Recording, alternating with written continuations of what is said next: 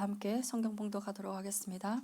마태복음 8장 18절에서 22절입니다. 예수께서 무리가 자기를 에워싸는 것을 보시고 건너편으로 가기를 명하시니라. 한 서기관이 나와 예수께 아뢰되 선생님이여 어디로 가시든지 저는 따르리이다. 예수께서 이르시되 여우도 굴이 있고 공중의 새도 거쳐가 있으되 인자는 머리 둘 것이 없다 하시더라. 제자 중에 또 한 사람이 이르되 주여 내가 먼저 가서 내 아버지를 장사하게 허락하옵소서. 예수께서 이르시되 죽은 자들이 그들의 죽은 자들을 장사하게 하고 너는 나를 따르라 하시니라. 아멘. 모든 사람은 무엇인가를 따라가면서 살고 있습니다. 어떤 사람은 돈을 따라가고 어떤 사람을 사람을 따라가고 또 다른 이는 명예를 쫓으며 살아갑니다. 그런데 또 한 부류가 있습니다. 예수 그리스도를 따르는 사람들입니다. 우리는 그런 사람들을 성도라고 부르죠. 성도는 거룩한 사람들의 무리라는 뜻입니다. 그러면 저와 여러분들은 성도의 삶을 잘 살고 있습니까? 예수님을 잘 따라가고 있습니까? 네, 아멘입니다. 오늘 본문은 예수님을 따르는 내용입니다. 그런데 이 배경을 보니 지금 예수님께서 산상수훈 말씀을 마치시고 내려온 직후입니다.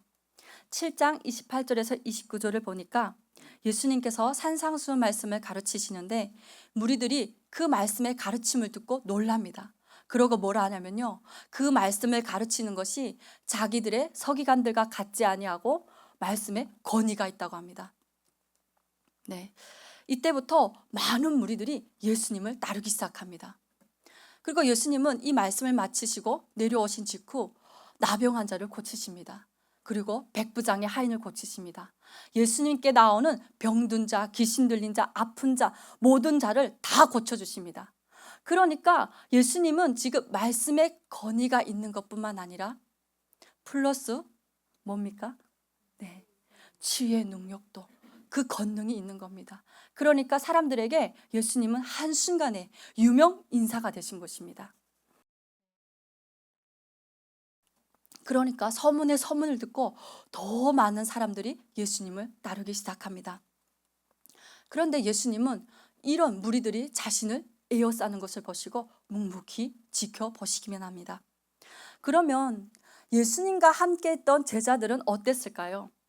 네, 마치 이 제자들은 자신들이 영웅이 된 것 같은 마음이 아니었을까요? 그래서 그 상황을 즐기며 누리고 있었던 것 같습니다. 예수님을 따르기를 내가 정말 잘했다. 나 참 예수님 제자 되기가 정말 잘했다. 이러면서 속으로 한호성을 지르면서 그 예수님의 그 인기를 자신들이 누리면서 우기양양한 기분으로 그 기분을 즐기고 있었던 것 같습니다. 제가 어떻게 아냐고요? 네, 18절에서 예수님께서 말씀하십니다. 그 무리들이 에워싸는 것을 보시고 강 저 건너편으로 가기를 명하시니라 합니다. 명령하셨습니다. 예수님은 지금 처음 말씀하신 것이 아닙니다. 제자들아 우리 빨리 여기를 떠나자 좋게 말했는데 제자들이 안 들었던 것 같습니다. 그러니까 예수님이 우리가 이곳을 빨리 떠나자고 저 건너편으로 가자고 명령하시는 것입니다. 예수님은 왜 이렇게 말씀하셨을까요? 예수님도 사람인데 이렇게 사람들의 추앙을 받고 그 인기를 한 몸에 받으면 좋지 않을까요? 기분이 좋지 않을까요? 어쩌면 사람들의 이런 반응을 기대하면서 말씀을 가르치시고 고치시고 권능을 임하시고 귀신을 쫓는 사역을 하신 것이 아닐까요? 그런데 왜 예수님은 지금 이런 상황을 못마땅해 하시면서 다급하게 자리를 뜨려고 하는 것일까요? 지금 이들은 예수님의 외형적인 능력만 보고서 함성을 지르며 팬심으로 막 예수님을 추앙하고 있는 것입니다. 그러나 예수님은 이 땅에 오신 목적이 있습니다. 그 목적이 무엇입니까? 하나님의 뜻을 이루기 위해서 이 땅에 오셨습니다. 그럼 하나님의 뜻이 무엇입니까? 하나님의 뜻은 십자가를 지고 우리를 구원하는 것이었습니다. 예수님은 이 땅에 영광을 받으려고 그 인기를 누리려고 오신 것이 아닙니다. 하나님의 그 뜻을 이루기 위해서 십자가를 지고 우리를 구원하기 위해서 이 땅에 오셨습니다. 그래서 예수님은 이 무리를 벗어나려고 제자들에게 명하셨습니다. 그럼 그때 한 서기관이 예수님께 나옵니다. 예수님께 나와서 이럽니다. 선생님이요, 선생님이 어디로 가시든지 저는 따르겠나이다 합니다. 당시 서기관이라고 하면 사람들에게 모세의 율법을 가르치던 율법 교사였습니다. 이들은 정치적 권력도 행사할 수 있고 상당히 높은 위치에 있는 엘리트들입니다. 그런 그 서기관이 지금 예수님께 나와서 예수님이 어디로 가시든지 따르겠다고 말씀하는 겁니다. 주님의 제자 되기를 간청하는 것입니다. 이 사람은 이미 사람들에게 말씀을 가르치는 교사입니다. 그런데 왜 주님의 제자가 되겠다고 하는 것일까요?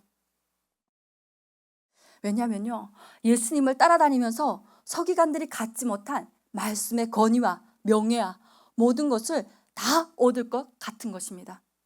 그러니 자기 의가 가득해서 나도 유명한 스승을 만나서 저 유명해 보이는 제자들처럼 나도 유명한 제자가 되리라 라는 그 욕심으로 예수님께 나온 것입니다. 그러니까 예수님께서 그에게 말씀하십니다. 여우도 굴이 있고 공중의 새도 거처가 있으되 인자는 머리 들 곳이 없다라고 말씀하십니다. 무슨 말씀일까요? 네, 이는 예수님이 세상의 안락함이나 물질적인 안정에 우존하지 않으셨음을 의미합니다. 예수님은 이 땅에서 권력이나 부를 쌓기 위해서 오신 것이 아닙니다. 고난받는 종의 모습으로 오셨습니다. 그러니 예수님은 그 서기관에게 나를 따라오면 너가 생각하는 그런 명예와 출세와 그런 건 할 수 없어 하고 돌려서 부드럽게 거절하고 있는 상황입니다. 그러니까 이 서기관이 멈칫멈칫하고 있는 겁니다. 그런데 이때 예수님의 한 제자였던 제자가 예수님께 나옵니다. 이때라고 생각하고 나와서 예수님께 주님, 내가 먼저 가서 내 아버지를 장사하게 허락하옵소서라고 합니다. 내 아버지의 장례를 치른 다음에 예수님을 따르겠다는 것입니다. 그러니까 예수님께서 죽은 자들을 장사하게 하고 너는 나를 따르라 라고 말씀하십니다. 이 말씀은 가족을 소홀히 여기라는 말씀이 아닙니다. 영적으로 죽은 자들을 장사하게 하고 너는 하나님의 뜻을 이루기 위해서 나를 따르라는 것입니다. 네.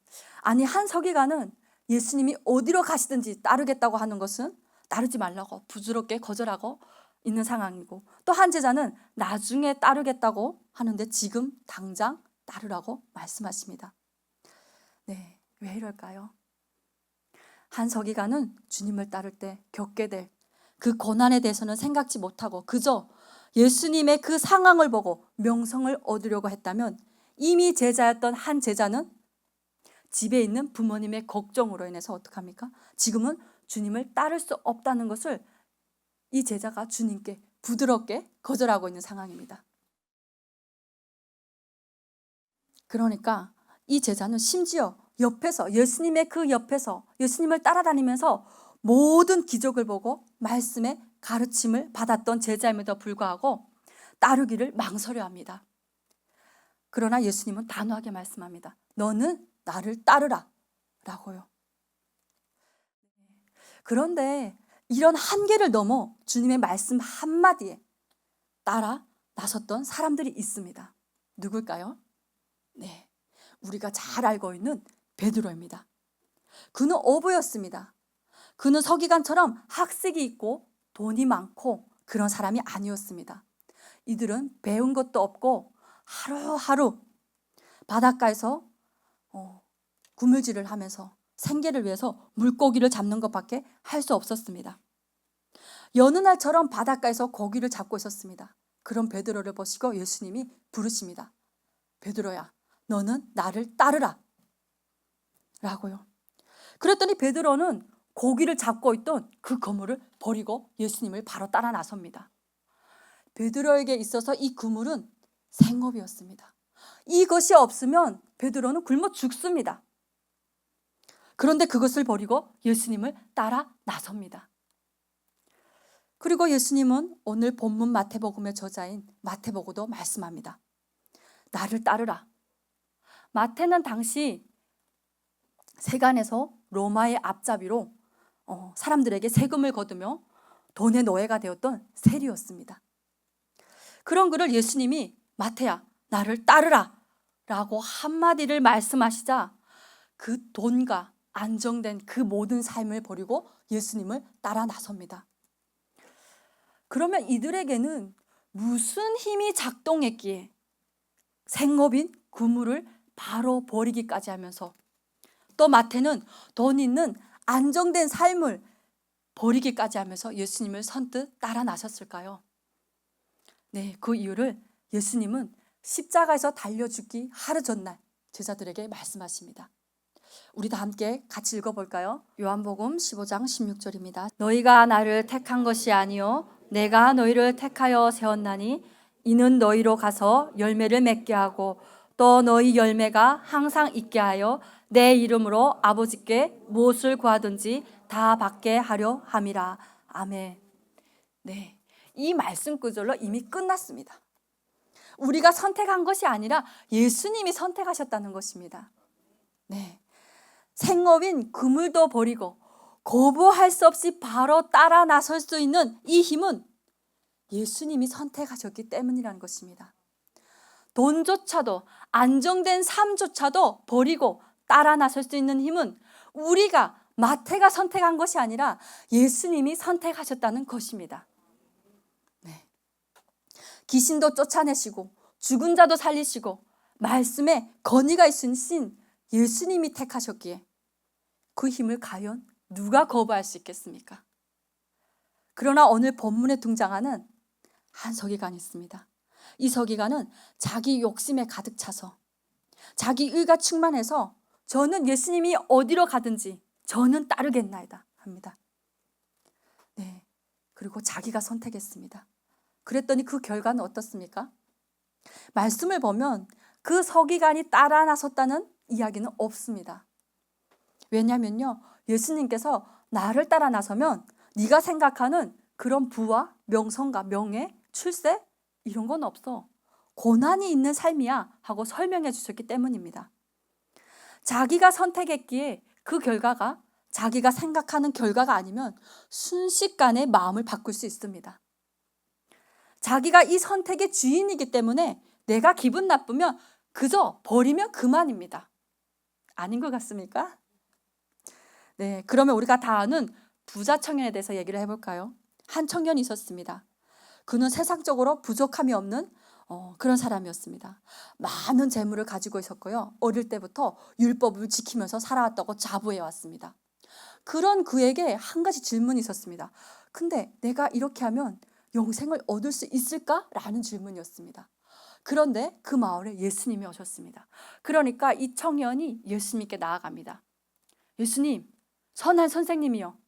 내가 영생을 얻으려면 무엇을 해야 합니까? 네, 청년은 아마도 예수님께서 너는 이미 충분히 잘하고 있다. 걱정하지 말라. 혹은 조금 더 선한 일을 하면 된다. 이런 대답을 원했을지도 모릅니다. 네, 하지만 예수님의 대답은 그의 생각과는 달랐습니다.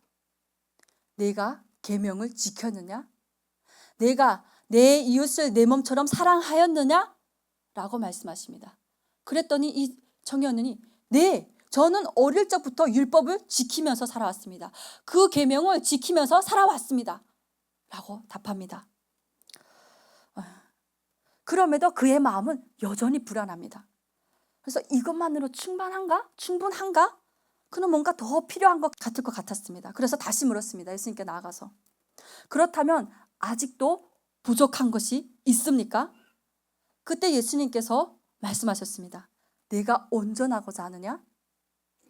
그렇다면 네 소유를 다 팔아 가난한 자들에게 나누어 주어라. 그리하면 하늘에서 네 보화가 네게 있으리라. 그리고 와서 나를 따르라. 라고 말씀하셨습니다. 그 말을 듣자 부자 청년은 어땠습니까? 마음에 군심이 가득했습니다. 네. 그 영생으로 가는 그 길이 자기가 생각했던 그 길이 아닌 것입니다. 이 길로 가면 자기가 가진 그 많은 재물을 가지고 더 부를 누리면서 더 명예를 누리면서 가는 길인 줄 알았는데 그 길이 아닌 것입니다. 오히려 그 가졌던 것을 다 나눠주고 가야 되는 길이었습니다. 그러니까 이 부자 청년은 마음의 군심을 가득 안고 돌아갑니다. 네. 그러니 예수님께서 쫓아가서 그를 붙잡지 않으셨습니다. 이것처럼 자신이 선택해서 따라 나선다면 그 사람이 이 선택의 주인이 됩니다. 그래서 내 마음에 안 들면 언제든지 놔버릴 수 있습니다. 내가 생각했던 그 결과가 아니면 언제든지 버릴 수 있습니다. 그러나 예수님이 선택했다면 내가 아무리 도망가려고 해도 내 아버지 장례를 치르고 온다고 할지언정 갈 수가 없습니다. 예수님의 제자가 되는 것은 우리가 선택하는 것이 아니라 예수님의 주권에 있다는 것입니다. 너희가 나를 선택한 것이 아니라 내가 너희를 선택했다고 하신 것입니다. 네, 그래서 베드로를 보면요, 그는 예수님이 부르자마자 그 부르심에 바로 응답했습니다. 그렇게 열정적이고 누구보다 예수님을 사랑했던 그였습니다. 그러나 그런 그도 얼마 못 가서 예수님을 떠나갑니다. 왜 할까요? 네, 가족의 현실적인 문제로, 생활고로. 이미 베드로는 그 생업을 책임지고 있던 그물을 버리고 예수님을 따라 나섰습니다. 그런데 예수님이 주시는 그 사례비가 너무나도 없는 겁니다. 너무나도 적은 겁니다. 예수님은 딱 하루 먹을 분량의 그 먹을 것만 주시는 겁니다. 그러니까 자기 가족 그 생업을 도저히 책임질 수가 없는 겁니다. 그러니까 예수님을 그렇게 바로 따라 나섰던 베드로조차도 예수님을 버리고 다시 도망갑니다. 네, 베드로는 이렇게 2번을 더 도망갑니다. 그럴 때마다 예수님은 따라가서 베드로를 또 데리고 오십니다. 그리고 베드로에게 깊은 곳에 가서 기적적으로 많은 물고기를 잡게 하심으로써 베드로에게 깨달음을 주셨습니다. 그래서 베드로는 깨닫습니다. 이제까지 물고기가 없어서 안 잡힌 것이 아니라 예수님이 못 잡게 하시니까 한 마리도 못 잡은 거구나. 네, 이렇게 깨달아요. 그리고 베드로는 자신의 그 초라함을 가지고 주님 앞에 나아가 무릎을 꿇습니다. 주님, 저는 죄인이로소이다. 저를 떠나소서라고 회개하며 예수님을 다시 따릅니다. 하지만 그는 예수님이 잡히시던 밤에, 그렇게 얼마 못 가서 예수님이 잡히시던 밤에 그는 예수님을 3번이나 부인합니다. 그리고 결국 떠납니다. 그런데 그럼에도 불구하고 예수님은 부활 후 다시 베드로를 찾아왔습니다. 그리고 베드로에게 묻습니다. 시몬아, 내가 나를 사랑하느냐? 시몬아, 내가 나를 사랑하느냐? 시몬아, 내가 나의 친구가 맞느냐? 라고 묻습니다. 예전에 그 성격이 불같고 급한 베드로였다면 주님, 당연히 제가 사랑하지요 라고 고백했을지도 모릅니다. 그러나 예수님을 부인하고 너무나도 괴로웠던, 그래서 주님을 애타게 찾던 그 베드로는 이제는 이렇게 고백합니다. 내가 주를 사랑하는 것을 주께서 아시나이다 라고 고백합니다. 그렇게 예수님은 내가 나를 사랑하느냐? 3번을 물으셨습니다. 베드로는 그때마다 주님, 주께서 아시나이다 라고 고백했습니다. 고백의 주체가 달라졌습니다. 내가 아니라 주님이었습니다. 주님이 아십니다 라고 고백했습니다. 이 질문은 단순한 사랑의 확인이 아니라 베드로가 예수님의 부르심에서 도망쳤던 과거를 회복시키는 과정이었습니다. 이는 예수님은 베드로를 포기 않으셨음을 확증하는 과정이었습니다. 베드로가 예수님을 선택한 것이 아니라 예수님이 베드로를 선택하셨다는 확증이었습니다. 네, 예수님의 선택은 인간의 연약함이나 실패 후에 바뀌지 않습니다. 베드로가 죄를 짓고 도망갔어도 예수님은 다시 찾아오셔서 그를 부르십니다. 그리고 단순히 다시 따르라고 하신 것이 아니라 내 양을 먹이라 라고 하시면서 그의 사역을 회복시켜 주셨습니다. 네, 이는 우리 신앙도 마찬가지입니다. 우리가 넘어지고 실패할지라도 예수님의 선택은 변하지 않습니다. 우리는 예수님을 사랑한다고 고백하지만 때로는 넘어지고 예수님을 멀리할 때도 있습니다. 그러나 예수님은 여전히 우리에게 찾아오셔서 말씀하십니다. 네가 나를 사랑하느냐? 네가 나를 사랑하느냐? 라고 묻습니다. 이 질문 앞에서 우리는 베드로처럼 고백할 수밖에 없습니다. 주님, 주께서 아십니다. 주께서 아십니다.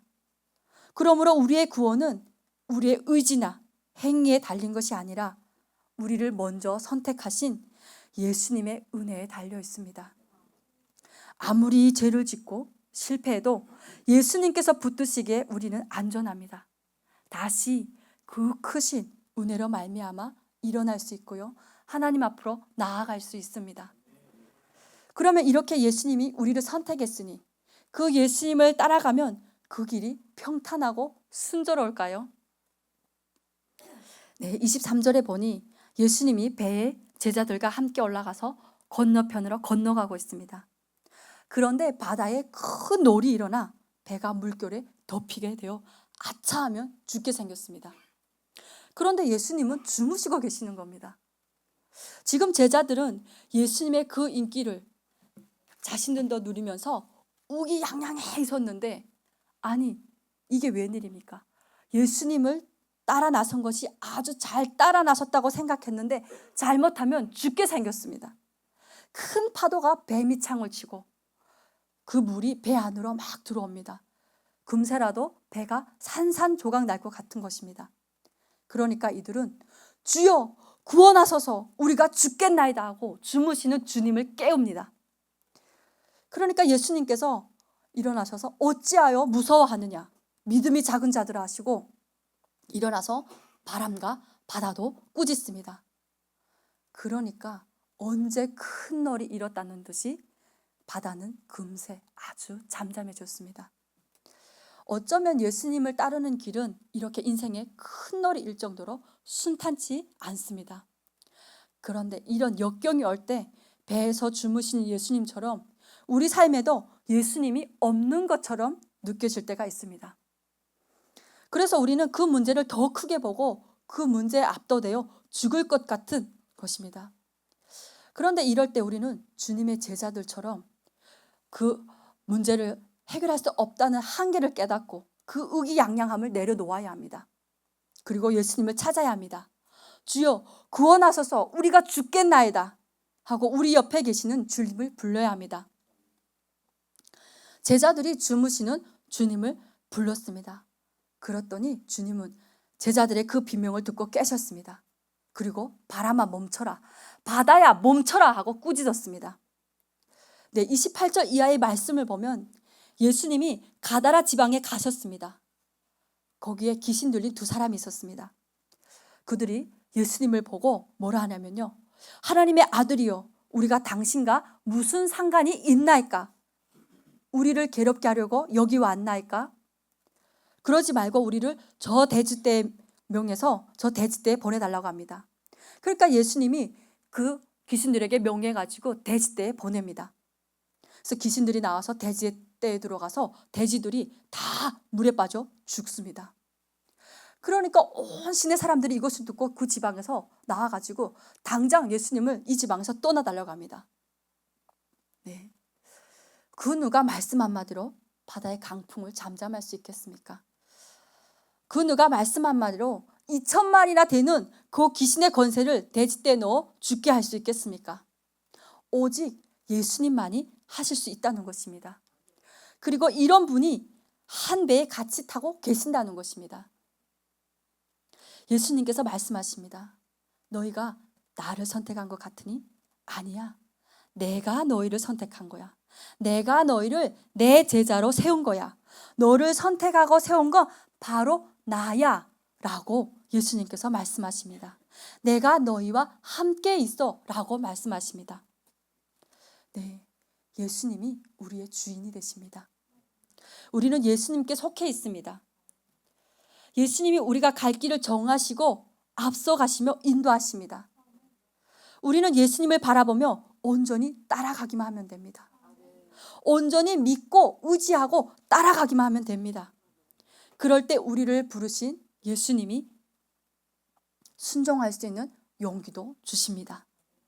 믿음을 주십니다. 따라갈 수 있는 힘도 주십니다. 따라가면 예수님이 책임져 주십니다.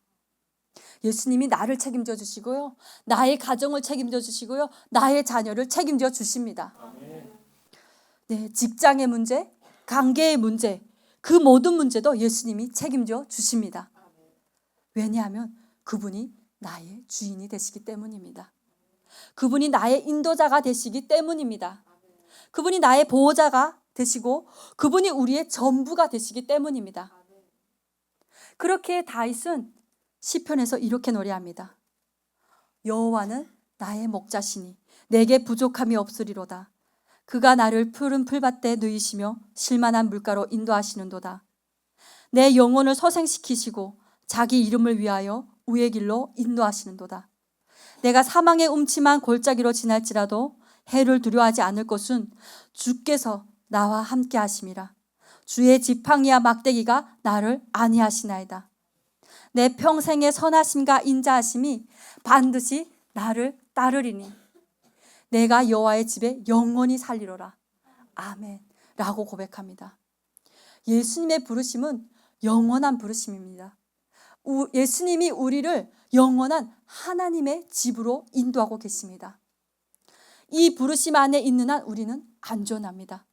우리는 예수님의 손을 놓칠 때도 있고 죄를 짓고 실수할 때도 있지만 예수님은 우리의 손을 놓지 않으십니다. 예수님은 실수가 없으신 분이십니다. 예수님은 의로우시고 변함이 없으십니다. 그 예수님이 오늘 저와 여러분들을 선택하시고 너는 나를 따르라 라고 부르십니다. 다 함께 이 부르심에 응답하는 저와 여러분이 되기를 소망합니다. 기도하겠습니다. 하나님 감사합니다. 우리가 또 하나님의 말씀을 들었습니다. 우리가 하나님의 말씀에 또 순종해서 그 부르심에 응답하는 우리가 되게 하여 주시옵소서. 하나님이 우리의 주인 되시고 우리의 인도자가 되심을 믿고 온전히 믿고 따르며 사는 우리가 되게 하여 주시옵소서. 감사합니다. 이 모든 말씀 우리 주 예수님의 이름으로 기도드렸습니다.